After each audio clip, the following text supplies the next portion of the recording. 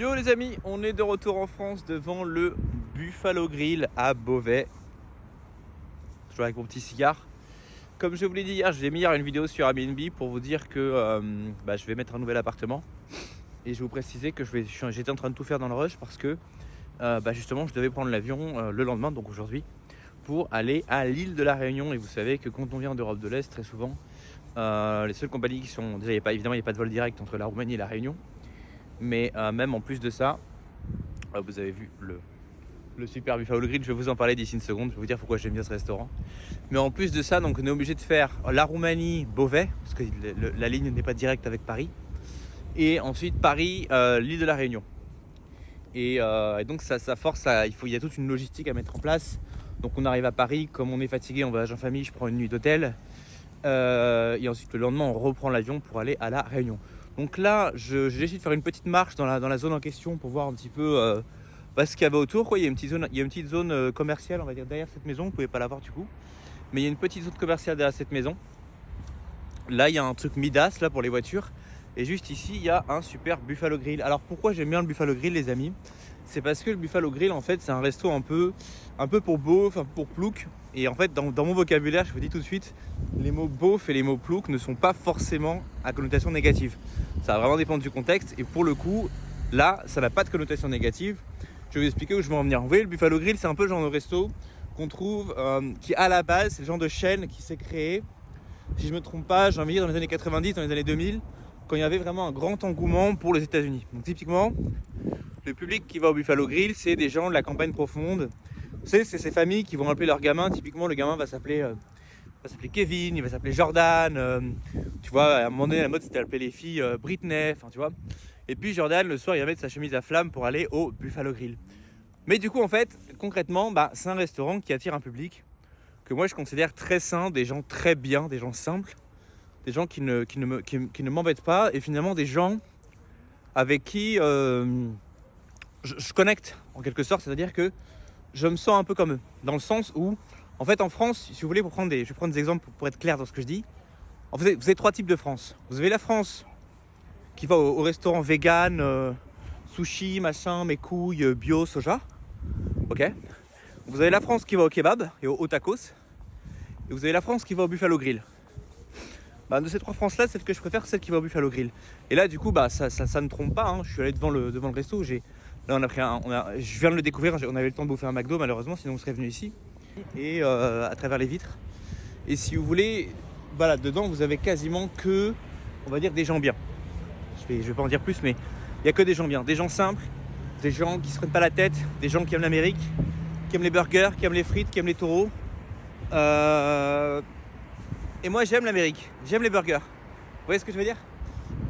Moi il n'y a rien que je trouve plus hypocrite que les gens qui disent gna gna gna, l'américanisation, il y a des McDo partout, etc. Ouais, mais ça me dérange pas tant que ça finalement. Vous voyez ce que je veux dire? Et en parlant de ça, c'est le moment d'aller chercher en description tes petits goodies. Tu as les 10 erreurs fatales de l'expatrié et 5 clés pour se lancer sur Airbnb sans argent. Tout ce que tu vas faire, c'est cliquer en description, t'inscrire à la newsletter. Ensuite, tu vas voir dans les articles, il y a un article qui commencer ici. Et c'est l'article qui est featured. Tu as au début de l'article les deux liens pour télécharger gratuitement ces deux petits guides. Les 10 erreurs fatales de l'expatrié et 5 clés pour se lancer sur Airbnb. Aussitôt tu appliqueras ces petits conseils, aussitôt tu pourras gagner de l'oseille et quitter le shithole France. On se retrouve tout de suite. Bon, enfin bref, ce que je veux dire par là, c'est que c'est un resto qui attire une bonne clientèle. Une clientèle de gens sains et de gens simples. Vous voyez, par exemple, là je me promène sur le parking du Buffalo avec mon iPhone à la main, le bras tendu. Il y a 2-3 voitures garées. Et bien vous allez trouver aucune voiture avec une bande de jeunes, avec 10 jeunes appuyés dessus qui foutent du rap à fond et qui consomment des substances. Vous voyez, vous allez à l'intérieur, il y a quoi? Il y a des gens âgés, il y a des couples, il y a des familles.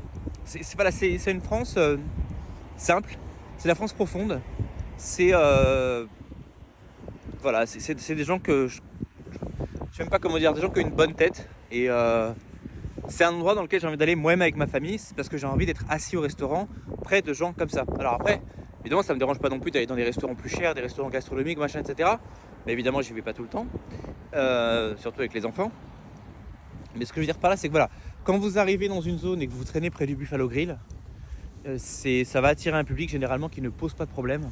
Un public qui... c'est la France qui travaille, d'accord. C'est la France qui gagne pas énormément d'argent, qui se fait taxer à mort. Chacun se droit c'est de fermer sa gueule. Et en fait, qui fait tourner le pays sans demander son reste en fait. Vous voyez, toute une analyse sociologique autour du Buffalo Grill. Hein. Mais enfin voilà, du coup là je fais ma petite marche, je vais peut-être écourter la vidéo, je sais pas parce que en fait j'ai pas pris mon gimbal et du coup vous voyez comme le téléphone il est bas, que si je tends la main comme ça pour que vous voyez bien, et pas forcément ça me donne une crampe.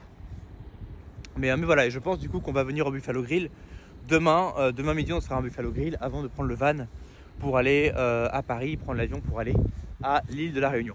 Donc voilà les amis, je fais mon petit cigare et après on continue. Et je vais changer de main d'ailleurs. Hop. Voilà. Je pensais que c'était éteint mais il est toujours là. Donc voilà, vous voyez. Moi c'est vrai que voilà, je vous avoue que Buffalo Grill c'est une bonne vibe pour moi. Parce que c'est américain. Je sais pas si vous pouvez voir un peu dedans, hein. J'ai pas envie de trop filmer les gens parce que c'est un peu impoli, mais regardez un peu les gens qu'il y a dedans. Regardez un peu les gens qu'il y a dans le Buffalo Grill. Tac. Vous voyez, c'est bonne ambiance. Il n'y a pas énormément de gens, hein. Mais je trouve que c'est bonne ambiance. Voilà, c'est un endroit où on peut passer du temps sans se prendre la tête, quand on a envie de se faire un petit resto en famille. Pas un truc trop cher, bon forcément tout est relatif puisque il y a des gens qui, en particulier les pères de famille, qui doivent se serrer la ceinture et pour eux aller au restaurant, même au Buffalo Grill, ça va coûter cher, d'accord, on va pas se mentir. Mais bon, ce que je veux dire c'est que voilà, vous n'êtes pas dans un restaurant Michelin à Paris, machin mémé burne. Vous voyez ce que je veux dire. Donc voilà, et donc moi je disais quoi? Oui, je disais que j'aime bien l'Amérique en fait moi. Moi j'aime l'Amérique, je suis désolé de le dire les gars, il faut pas le dire en France. Hein. Mais j'aime bien l'Amérique parce que...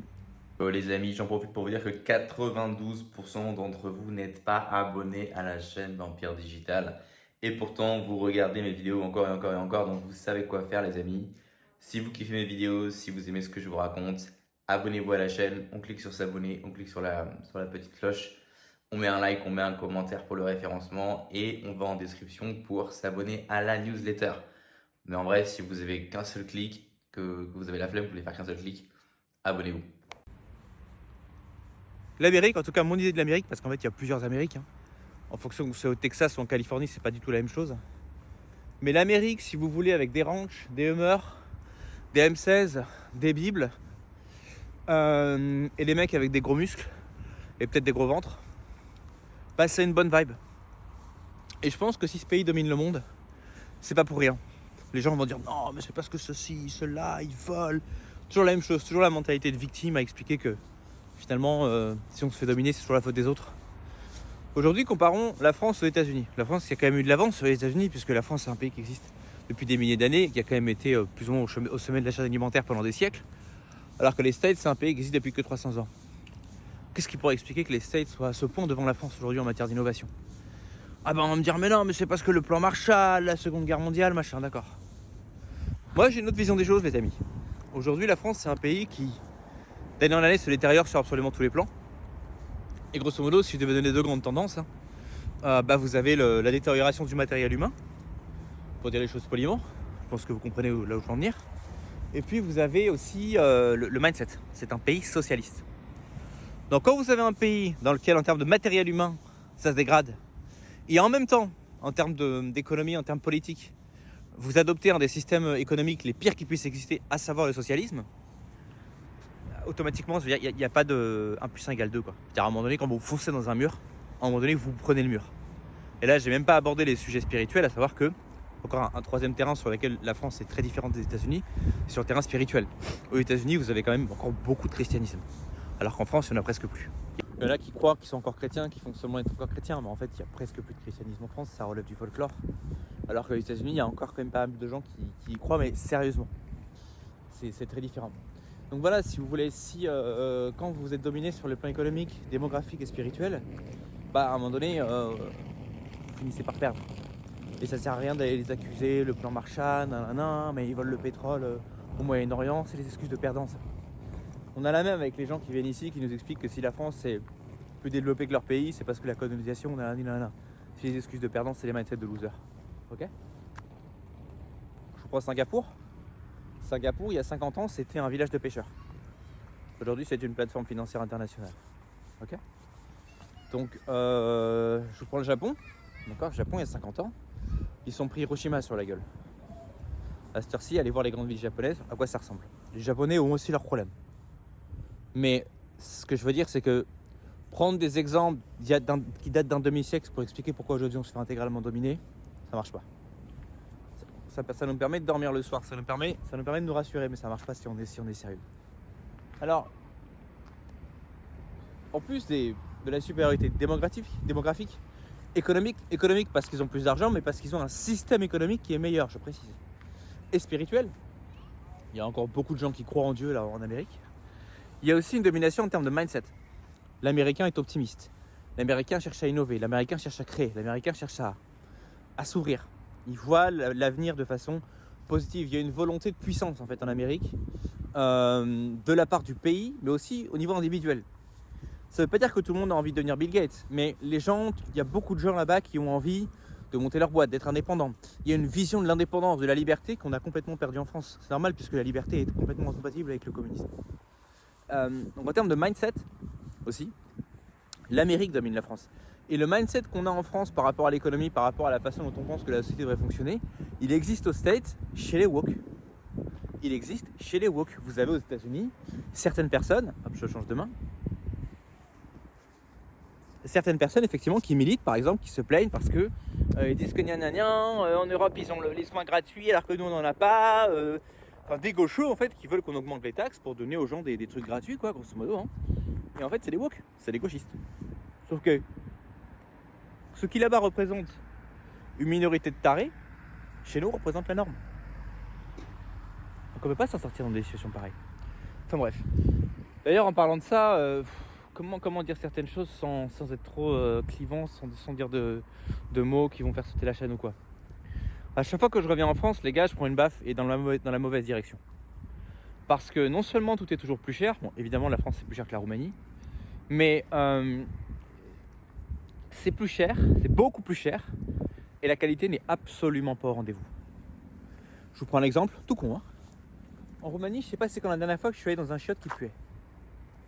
Je suis allé dans des chiottes publics en centre-ville, je suis allé dans des chiottes de centres commerciaux, je suis allé dans des chiottes d'aéroports, ou bien ça sent bon, ou bien ça sent rien. Là on est arrivé à Beauvais, ma femme est allée aux chiottes, elle a failli vomir. Elle a failli vomir. Et je sais ce que vous allez dire, bah c'est normal, c'est les toilettes d'un aéroport, c'est ce que je pensais. Moi aussi je pensais avant de m'expatrier que c'est normal qu'un chiotte d'aéroport, qu'un chiotte de centre commercial, qu'un chiotte public ça pue. Mais en fait non, c'est pas normal. C'est un truc tout con. Hein. Encore autre chose, là tout à l'heure je commande un Uber Eats. Du coup bon au McDo on a fait Uber Eats. Hein. Et bah, bon Uber ce qu'il a fait c'est que la commande était prête. Il s'est stationné devant le Auchan et puis il a attendu là une demi-heure. Alors vous allez me dire non mais en fait parce qu'il attendait le McDo. Non, le McDo n'était pas au champ. Ça n'a rien à voir, c'est deux lieux différents, d'accord. Et la commande était prête. Il n'attendait pas que la commande soit en préparation, elle était prête. Et je pense qu'il a dû faire ses courses ou capter un pote ou je sais pas quoi. J'ai dû lui envoyer plusieurs messages. Vous voyez, c'est cette sensation de devoir envoyer des messages aux gens pour leur faire leur travail. Quoi. Lui dire voilà qu'est-ce que tu fais, pourquoi tu bouges pas, etc. En plus il se fout de ma gueule et me dit non j'arrive alors que je vois qu'il bouge pas. Bon, bref, il finit par arriver, avec du retard bien sûr. La commande, bah, les frites sont molles, évidemment, puisqu'elle est restée sur la table du McDo pendant une demi-heure le temps qu'il allait la chercher. Et en plus, le gars, il indique sur l'application en vélo alors qu'il se déplace en voiture. Je pense que c'est parce qu'il doit avoir des incentives pour utiliser le vélo, parce que c'est écologique et qu'avec le vélo, on va leur donner plus de fric, etc. Bon, à la limite, franchement, j'en ai rien à foutre du véhicule qu'il utilise. Mais ça, plus ça, c'est un manque de professionnalisme, quoi. Je veux dire, c'est... À quel point c'est dur de juste bien faire son boulot. À quel point c'est dur, je comprends pas. Est-ce que c'est dur de juste bien faire son taf? Vous voyez, je suis sûr que chez le Buffalo Grill, je vous ai montré les gens qu'il y a à l'intérieur. Eh ben, ce serait plus professionnel. Il y aurait des serveurs qui sont plus souriants. Je me trompe peut-être, hein, mais je suis sûr que ça va être une meilleure ambiance que le mec qui m'a livré mon Uber là. Également, en termes de type de population, on est bien d'accord, c'est pas la même chose. Chauffeur Uber en France, vous savez ce que c'est. Pareil, hein, de la même manière. Vous êtes habitué, on vous a habitué à ce qu'un chiotte, sauf si vous êtes dans un hôtel de luxe ou un resto de luxe, un chiotte ça doit puer. Non, pas forcément. Ben, je vais vous donner un autre truc qui va vous choquer. les chauffeurs de taxi et les chauffeurs Uber, ou Bolt, enfin des applications similaires, ne sont pas obligatoirement des gens qui viennent du tiers-monde, les amis. C'est pas obligatoire. Peut-être qu'en France, c'est devenu obligatoire, mais dans d'autres pays, ce n'est pas forcément le cas. Vous avez dans d'autres pays des gens qui viennent vous livrer qui sont comme vous. Peut-être effectivement un peu plus bas sur l'échelle sociale, mais des gens qui sont comme vous, qui arrivent à l'heure, qui parlent votre langue, sans un accent bizarre. C'est d'ailleurs encore en parlant de l'accent bizarre. Vous avez entendu parler, il n'y avait pas longtemps, il y avait une mini-affaire sur Internet qui parlait de ce qu'ils appellent l'africation. L'africation, c'est la façon de parler en disant Amandine, quand elle était à la cuisine, elle a dit que je sais pas, que... Bref, vous voyez, cette façon de dire voilà. Quand j'étais au quartier, tu vois, le meuf, il a dit que... Il a dit qu'il allait venir me capter, mais en fait... vous voyez ce que je veux dire ? C'est pas l'accent de banlieue en tant que tel, c'est cette façon de dire et je, le dire te et de. Et donc à l'aéroport de Beauvais, dès que j'arrive, j'entends des Français qui parlent comme ça tous quasiment maintenant. À part des vieux. Donc dès que ça commence à être un peu du boomer, là effectivement, on a moins le tche. Mais dès que c'est un peu des jeunes, c'est le tche. Et pas forcément des gens de banlieue, hein. Des fois c'est des gens, ce qu'on appelle des Français de souche. Le tche, des intonations étranges, des intonations qui à l'époque, ces intonations-là, on les entendait sur les guignols de l'info. C'est quand ils imitaient Joey Starr. Quand ils caricaturaient Joey Starr sur les guignols de l'info, c'est uniquement dans ces cadres-là qu'on entendait ces intonations. C'était censé être, entre guillemets, c'était une caricature de l'accent de banlieue. Maintenant, tous les jeunes parlent comme ça, j'ai l'impression. C'est quand même incroyable. Il y a des gens qui parlent encore français sans accent bizarre, sans accent étrange. Je parle même pas de tous ceux qui oublient les que et les qui. Ouais, mon boss, il m'a dit il faut que je vienne à 14h. Mon boss, il m'a dit qu'il faut que je vienne à 14h. Le que, le qui sont en train de disparaître complètement. Et voilà, enfin bref. C'est des petites réflexions que m'inspire les courts espaces de temps que j'ai passé à l'aéroport là. Et là encore autre chose. Pour aller à Paris, du coup, maintenant je suis obligé de commander un van à 200€. Pourquoi je prends pas un taxi normal ? Bon vous connaissez la réponse. Chaque fois que j'ai pris un taxi, en particulier à Paris, bon là on est à Beauvais, c'est pas exactement pareil, mais à Paris, à chaque fois que j'ai pris un taxi, ceux qui étaient aux abords des aéroports, je me suis fait scam. À chaque fois, ou bien je me suis fait scam, ou bien il a essayé de me scam et il a fallu que je me batte. Vous croyez qu'un père de famille qui voyage, il a que ça à faire de se battre pendant une demi-heure avec un chauffeur arabe pour lui expliquer que si c'était écrit 25€, c'est 25€ et c'est pas 35€ parce que le machin, le truc, parce que je sais pas ce qu'il invente. Vous croyez que c'est que j'ai à faire ? Donc maintenant je paye 200€, bon forcément c'est plus cher que le taxi lambda, mais le mec qui vient me chercher il me nique pas, il est souriant, il est poli, il est professionnel. On a tout le van pour nous tout seul et tout se passe bien. Voilà, vous avez vu les petits bonhommes de Noël là ? Bon, la seule chose qui manque c'est une crèche, mais je pense qu'ils ont pas, je sais même pas si les Français sont encore trop dans ce délire là en fait. Et parce que finalement cette ingénierie sociale elle fonctionne, c'est-à-dire qu'au début on commence petit à petit à interdire les crèches, puis les gens disent oh machin etc, la France racine chrétienne, mais en fait ils disent ça mais ils s'en foutent un peu parce que même ils pratiquent plus trop. Et je suis sûr qu'il y a des gens sur les réseaux qui vont s'insurger qu'on enlève les crèches, mais que eux-mêmes n'ont même pas de crèche chez eux en fait. Donc la première année ils vont gueuler un peu, puis au bout de 2 ou 3 ans ça passe comme une lettre à la poste. Donc je sais même pas si les Français sont encore branchés dans ce genre de truc. Moi évidemment chez moi j'ai une crèche, je vous dis tout de suite. Mais de toute façon, même s'il l'était, si les restaurants mettaient une crèche, vous trouveriez quelqu'un pour aller se plaindre. Et immédiatement, il y aurait une descente de police pour expliquer que la laïcité, machin, etc. Voilà. Bon. Que dire d'autre ? Peut-être que, vous savez, il y a des gens sur les réseaux, je les vois, finalement, ils sont bien là où ils sont. Tout le monde ne vit pas mal en France. Il y a des gens qui vivent très bien en France. Et il y a même des gens, bon, il faut le dire, dont la proportion diminue d'année en année. Mais il y a des gens qui, ou bien qui gagnent bien leur vie, ou bien qui sont très satisfaits de leur vie. Ça, c'est quelque chose que j'ai mis du mal à comprendre, mais j'ai mis du temps à comprendre. Mais il y a des gens qui sont satisfaits en fait. Par exemple, encore une fois, là, vous avez vu mon chauffeur Uber, là, Abdoulaye. Abdoulaye, il arrivait à 40 minutes de retard. Non, pas de 40 minutes de retard. À la base, il devait arriver à 30. Bah si, il y a 40 minutes de retard. Et la bouffe était molle. Mais je sais qu'il y a des Français à qui ça peut arriver et qui vont dire non mais c'est pas grave, ça arrive, tu sais il a un métier difficile, y a pas de problème. Bah c'est pas un souci alors, c'est pour vous. Finalement si vous vous y habituez, si vous êtes d'accord, tant mieux pour vous. Mais il y a des gens par contre que ça saoule.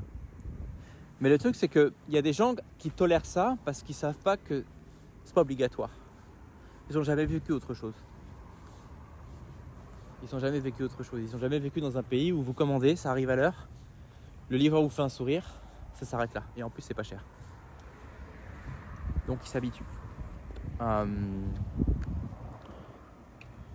de ça, j'en ai eu pour, je crois, 85 € le McDo pour 4 personnes. Ouf, j'avais plus l'habitude. 85 € le McDo.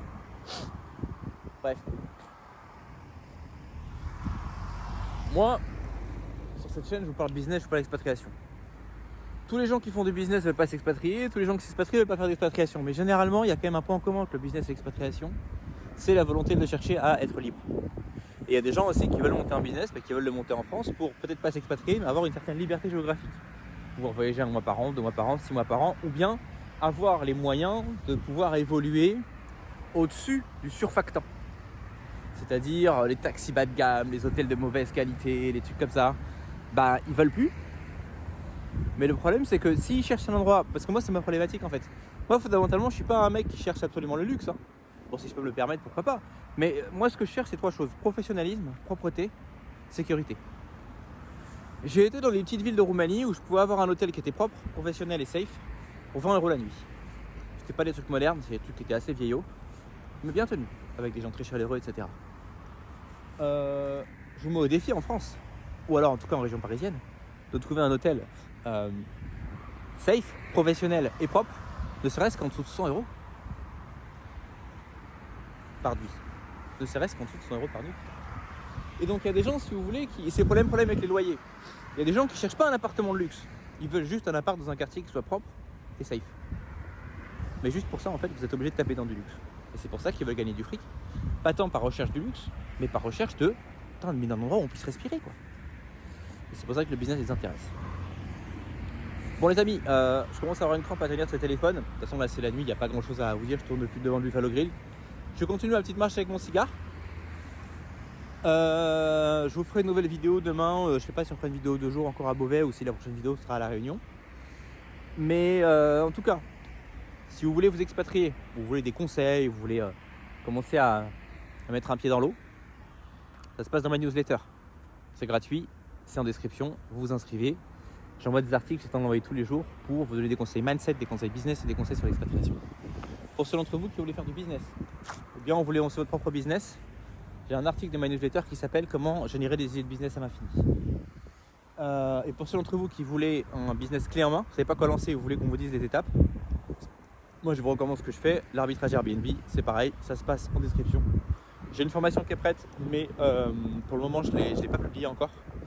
Donc mettez-vous sur la newsletter et j'enverrai régulièrement une offre par email à ceux que ça intéresse au niveau de ma formation. Mais de toute façon, pour ceux d'entre vous qui n'avaient pas les moyens ou qui préféraient, qui n'avaient juste pas envie de payer, vous avez évidemment déjà toutes mes vidéos gratuites sur YouTube où je vous montre les appartements que je prends, comment je les meuble, etc.